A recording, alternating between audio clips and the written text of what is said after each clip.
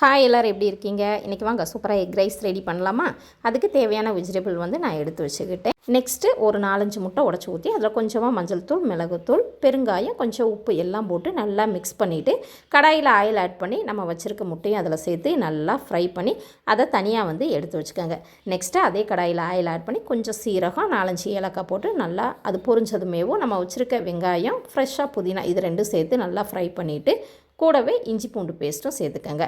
Next தக்காளியும் அதோடு add பண்ணி நல்லா வதக்கிக்கிட்டு இப்போ நம்ம வச்சுருக்க வெஜிடபிள்ஸ் ஒவ்வொன்றாவும் போட்டு ஒரு 5 மினிட்ஸ் கொஞ்சமாக உப்பு சேர்த்து அதை நல்லா கிளறிட்டு கூடவே 1 டீஸ்பூன் கரம் மசாலா, 1 டீஸ்பூன் மிளகாத்தூள், 1 டீஸ்பூன் மட்டன் மசாலா, கொஞ்சமாக மஞ்சள் தூள் இதெல்லாம் போட்டு பச்சை வாசனை போகிற அளவு நல்லா ஃப்ரை பண்ணிக்கோங்க. ஃபைனலாக நம்ம வடித்து வச்சுருக்க சாதத்தையும் அதோடு சேர்த்து நல்லா கிளறிக்கிட்டு தேவையான அளவு நெய் இருந்துச்சுன்னா நெய்யும் ஆட் பண்ணிக்கோங்க. ஃபைனலாக நம்ம வச்சுருக்க முட்டையும் அதோட ஆட் பண்ணி கிளறி கொஞ்சமாக புதினா சேர்த்திங்கன்னா சூப்பரான எக் ரைஸ் ரெடிங்க.